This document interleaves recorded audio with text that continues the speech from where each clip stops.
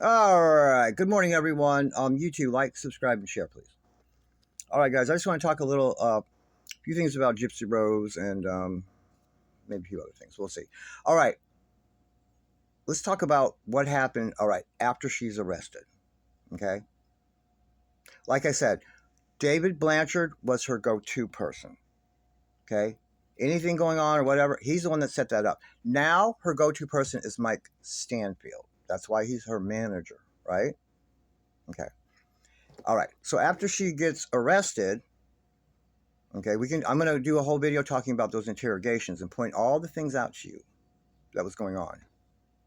All right, in David Blanchard's, in Nick's, and in Gypsy's, the manipulation there.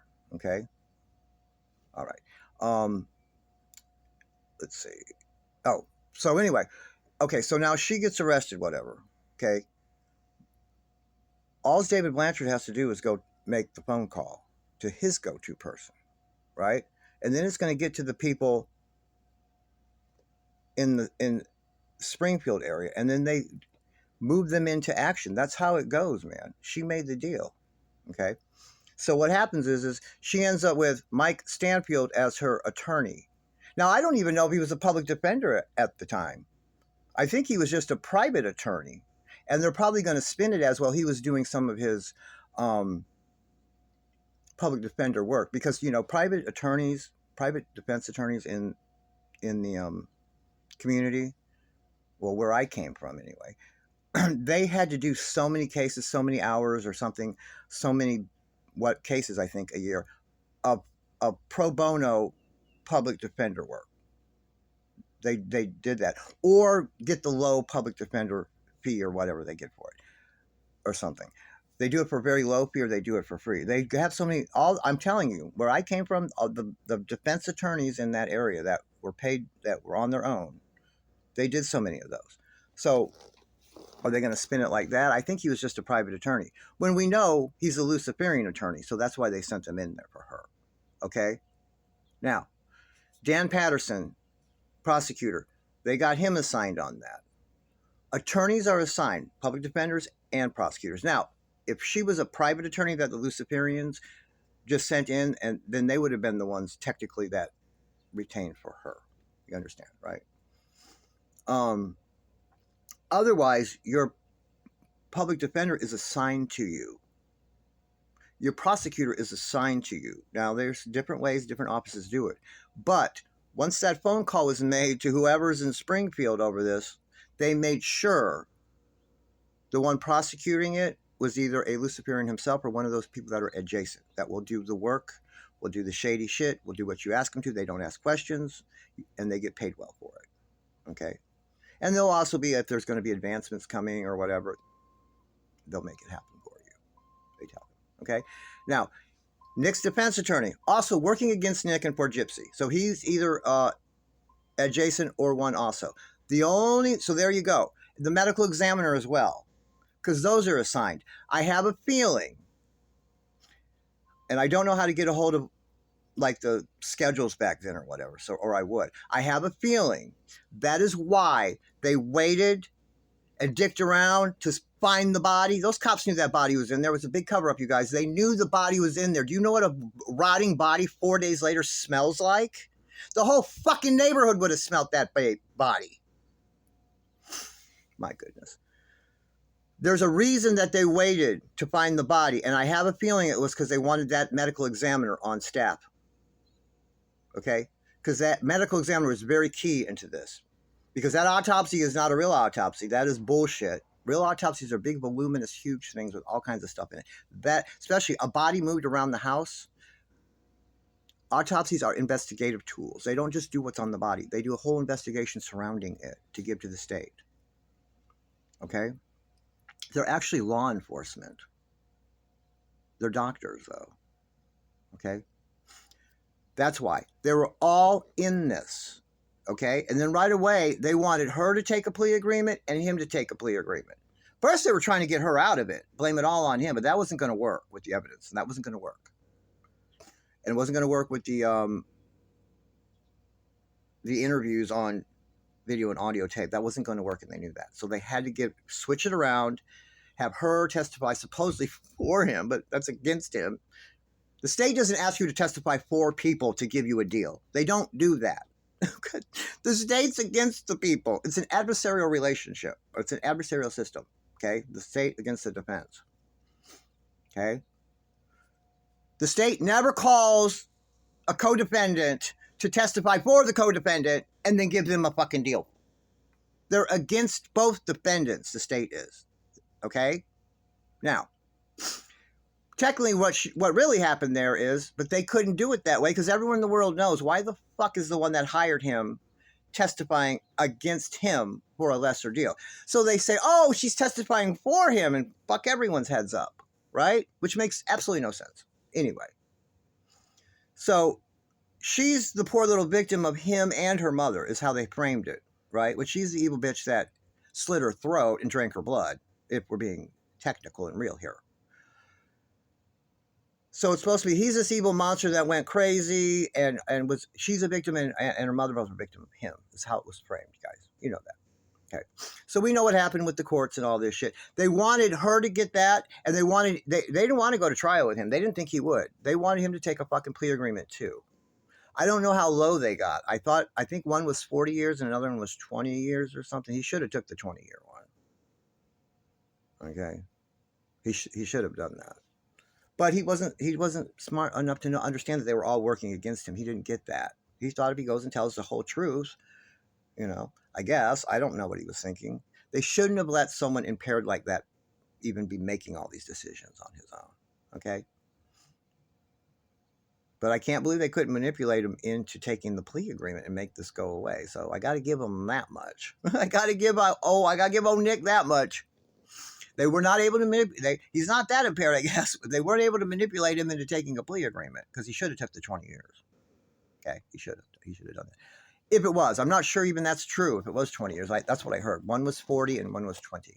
But anyway, so then what happens is once she's in prison, guys, listen. Okay, her first jail calls, no talk of abuse, no emails, no talk of abuse, interrogation, no talks of abuse. That was a defense strategy come up with by Mike Stansfield.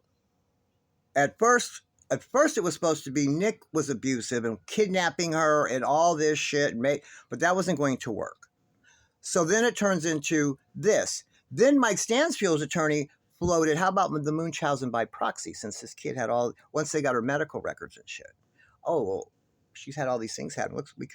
Let's frame it like her mother was just doing this shit to her. Add it to that terrible abuse that we've made up that GYPSY's never mentioned to anybody. Okay. Now I want you also to pay attention to this. They have framed it that Christy Blanchard was running around doing all the footwork to make these things happen with all these little documentaries and the act and get the book deal going. That Christy Blanchard was running around doing all the footwork for that. You guys, come on now, let's think about this. Christy Blanchard is just a very simple woman, country bumpkin. She has no education. Okay, she hasn't even probably left the bayou much. Okay, and I'm not down on her for that. I'm just telling you, she's not the sobby type of person to be running around calling producers and doing all this shit to make movies and shit happen for her fucking kid that's in prison for killing her goddamn mother. No. It does not work that way.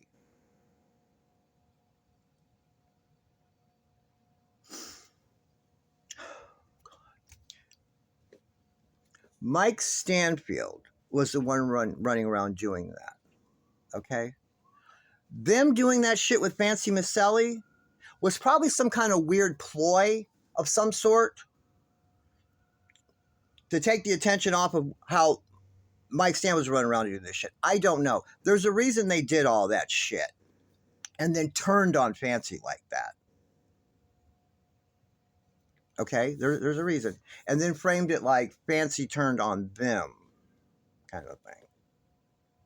The way I'm reading it, though. I wasn't there. Okay.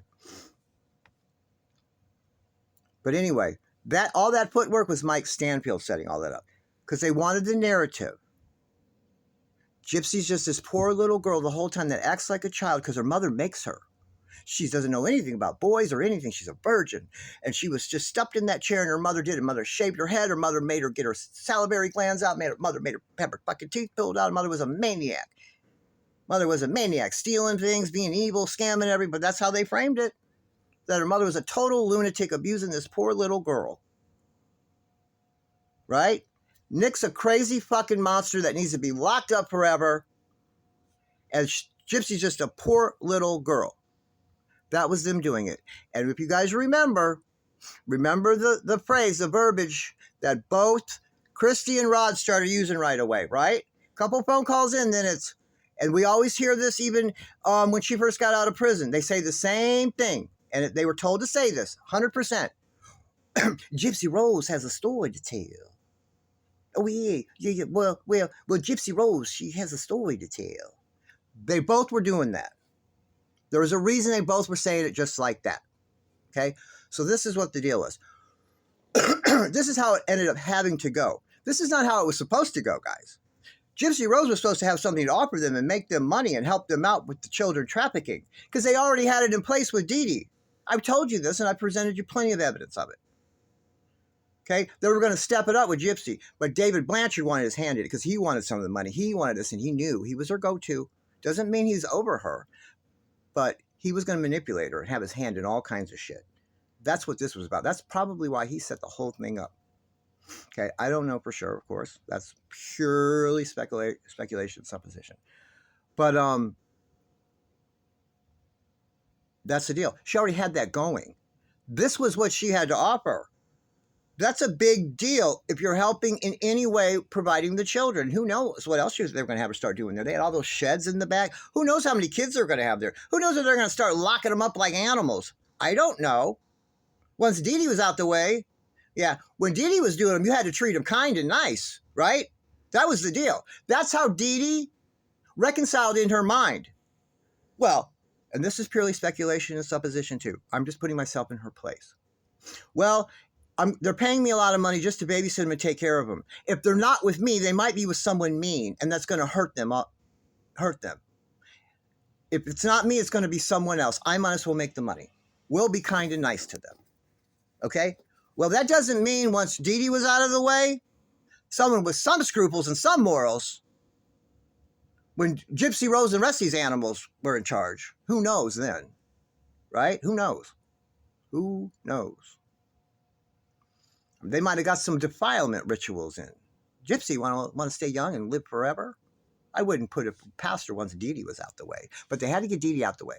Because Dee Dee also wasn't handing out the money like that. With all the money she was making, she wasn't cutting David Blanchard and all them in. She was taking care of Gypsy, of course. David Blanchard wanted his greedy, domineering, controlling fucking mitts in this. And he's always surrounding himself with children. You don't believe me? Ask Trixie Rose and True Chrissy. Likes to surround himself with charities and children everywhere. So that's what was supposed to happen. She was supposed to get rid of Nick too. Okay? Be the victim and this and that. And the poor little girl in the house just hanging out all by herself. Meanwhile, trafficking all these children and doing all this shit. And probably it was going to be a drugs in there too angle. I'm not sure about that. But I know the Glidewell family is heavily into that. Okay? And I thought there was just the one shed back there. I'm being told there's several sheds back there. So who the fuck knows what they had planned? Okay? And once Mama was out of the way, they had 2 bedrooms to play with. There was 3 bedrooms in that house. They got Gypsy would have her bedroom, then maybe she would move into the master. I don't know how it worked. But then they had 2 bedrooms to play with, and then all these sheds. Come on, guys. That's what she was supposed to do. Gypsy Rose is supposed to be making money for them. All those movie stars and all those people, they hand over a bunch of money to them. Gypsy Rose better get her act together and start making some money some kind of way, because she was supposed to be trafficking children. She better get it together. Gypsy Rose, Ash Blonde 6, you better get it together. Because before long, if you don't, they're for sure going to make you go to ritual. And they're going to ask for another body. See you guys in the next video.